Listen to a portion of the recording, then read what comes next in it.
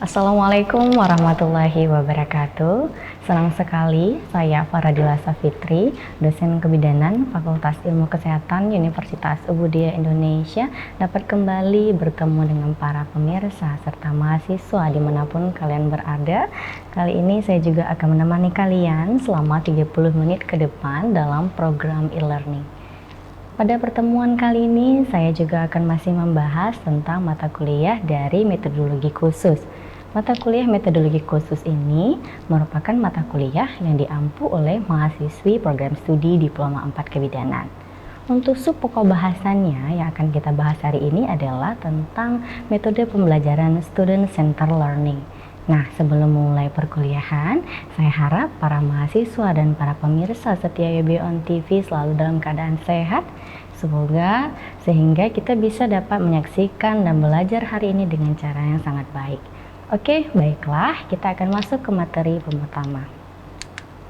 Ya, menurut Undang-Undang Republik Indonesia Nomor 20 Tahun 2005 tentang Sistem Pendidikan Tinggi Nasional dan Undang-Undang Republik Indonesia Nomor 12 Tahun 2012 tentang Pendidikan Tinggi, dinyatakan bahwa pembelajaran adalah interaksi antara pendidik, peserta didik, dan sumber belajar di dalam lingkungan belajar tertentu. Dalam mendeskripsikan setiap unsur yang terlibat dalam pembelajaran tersebut, dapat ditenggarai ciri pembelajaran yang berpusat kepada mahasiswa, yaitu Student Centered Learning, sesuai dengan unsur-unsurnya. Nah, apa sih itu Student Centered Learning atau biasa kita singkat dengan SCL? Student Centered Learning atau SCL itu merupakan metode pembelajaran yang memberdayakan peserta didik menjadi pusat perhatian selama proses pembelajaran berlangsung. Dalam menerapkan konsep Student Centered Learning, peserta didik diharapkan sebagai peserta yang aktif dan mandiri dalam proses belajarnya, yang bertanggung jawab dan berinisiatif untuk mengenali kebutuhan belajarnya, menemukan sumber-sumber informasi untuk dapat menjawab kebutuhannya, membangun serta mempresentasikan pengetahuannya berdasarkan kebutuhan serta sumber-sumber yang ditemukannya. Pembelajaran ini yang bersifat kaku awalnya, namun pembelajaran yang bersifat kaku instruksif dari pendidik dirubah menjadi pembelajaran yang memberi kesempatan pada peserta didik menyesuaikan dengan kemampuannya dan berperilaku langsung dalam memberi atau menerima pengalaman belajarnya. Nah, apabila ditinjau dari kondisi peserta didik pada saat menerima pengalaman belajar, maka rasa kecemasan yang selalu membebani peserta didik akan berkurang seiring dengan interaksi mereka dalam proses belajar mengajar. Nah, itu dia pengertian daripada Student Centered Learning ya, metode pembelajaran dari Student Centered Learning. Kemudian ada apa lagi? Ada ciri-ciri daripada pendekatan metode Student Centered Learning ini. Apa saja sih ciri-cirinya? Yang pertama adalah peserta didik harus aktif terlibat dalam proses belajar yang dipicu dari motivasi intrinsik. Ya, jadi harus ada motivasi dulu nih dari dalam diri si peserta didik.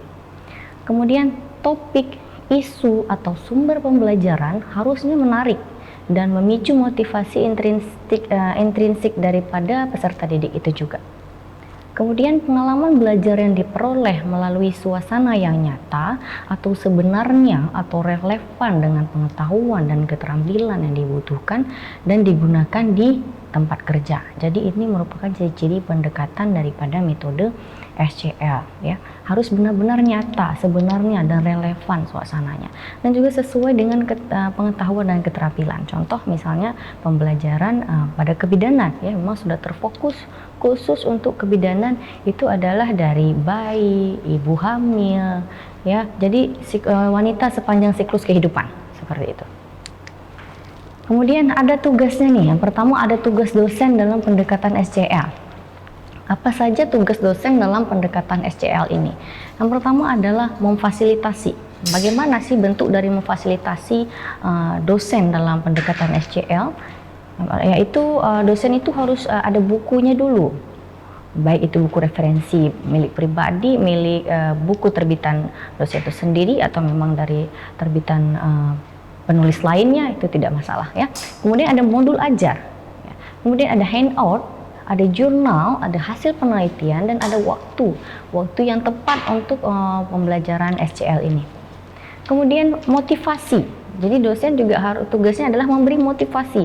Dengan apa? Dengan memberikan perhatian kepada mahasiswa. Kemudian memberi materinya yang relevan dengan tingkat kemampuan mahasiswa dan dengan situasi yang kontekstual. Ya. Kemudian juga dosen mempunyai tugas memberi semangat dan kepercayaan kepada mahasiswa bahwa dapat mencapai kompetensi yang diharapkan. Selanjutnya, memberi kepuasan kepada mahasiswa terhadap pembelajaran yang kita jalankan. Ya, masih ada lagi tugas dosen lainnya adalah memberikan tutorial. Apa saja, seperti apa? Menunjukkan jalan atau cara atau metode yang dapat membantu mahasiswa menelusuri dan menentukan penyelesaian masalah yang berkaitan dengan materi pembelajarannya sesuai dengan materi pembelajaran yang diajarkan. Kemudian dosen juga bertugas untuk memberi umpan balik, ya. Bagaimana caranya memonitor dan mengkoreksi jalan pikiran dan hasil kinerja daripada mahasiswa agar apa yang diharapkan itu tercapai, ya, sasarannya tercapai yang optimal sesuai dengan kemampuan dan sesuai dengan tujuan daripada pembelajarannya. Misalnya pembelajaran pertama itu harapannya adalah mahasiswa tahu konsep dasarnya, jadi hasil akhirnya yang diharapkan itu dapat gitu tercapai, seperti itu. Nah, selanjutnya selain ada tugas dosen, mahasiswa juga punya peran di dalam pembelajaran SCL. Malahan perannya sangat penting, ya. Yang pertama adalah memahami capaian pembelajaran mata kuliah yang dipaparkan oleh dosen. Kemudian mahasiswa menguasai strategi pembelajaran yang ditawarkan dosen, menyepakati rencana pembelajaran untuk mata kuliah yang diikutinya. Kemudian belajar secara aktif dengan cara mendengarkan, membaca, menulis, melakukan diskusi, dan terlibat dalam pemecahan masalah, serta lebih penting lagi terlibat dalam kegiatan berpikir tingkat tinggi, ya, seperti menganalisis, ya, sintesis, dan evaluasi, serta baik secara individu maupun secara kelompok. Jadi harapannya mahasiswa itu tidak hanya duduk diam saja, namun harapannya harus lebih aktif. Jadi mahasiswa yang harus lebih terdepan, ya. Ada beberapa metode pembelajaran daripada SCL. Mungkin para pemirsa di rumah serta para mahasiswa sekalian ini sudah melaksanakan metode-metode pembelajaran ini di dalam perkuliahan dari semester 1, 2, dan seterusnya. Mungkin saya akan mengulang sedikit seperti apa sih metode pembelajaran daripada SCL. Ya.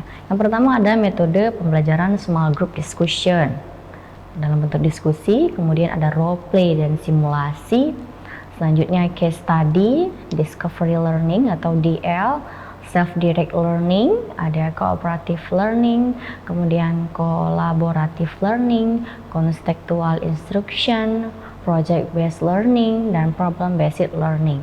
Ya, itu ada 10 metode pembelajaran daripada SCL. Nah, kita akan bahas satu persatu daripada metode pembelajaran SCL, ya.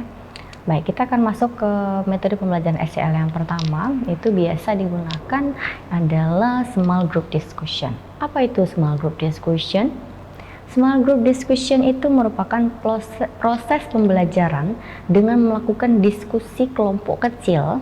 Tujuannya agar peserta didik memiliki keterampilan memecahkan masalah terkait materi pokok dan persoalan yang dihadapi dalam kehidupan sehari-hari.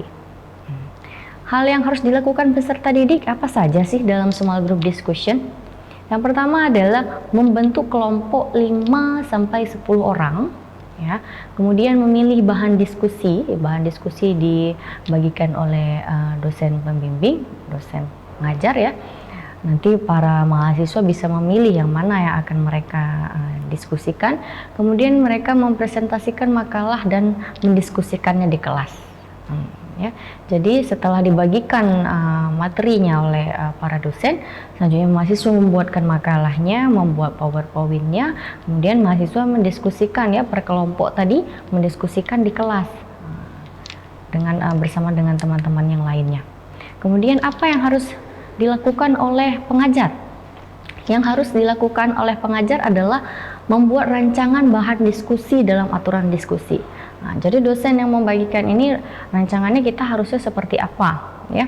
Kemudian menjadi moderator sekaligus mengulas hasil diskusi mahasiswa kepada setiap akhir sesi. Jadi dosen juga atau pengajar juga punya yang harus dilakukan itu harus menjadi moderator ya, menjadi moderator. Jadi apabila nanti di akhir materi itu ada hal-hal yang kurang, jadi dosen bisa merangkumnya kembali sehingga pernyataan atau hasil diskusi mereka itu jadi lebih terarah seperti itu. Nah, kita akan lanjutkan kembali metode pembelajaran SCL dengan selanjutnya setelah pariwara berikut ini. Jangan kemana-mana, tetap saksikan UBN TV di program e-learning.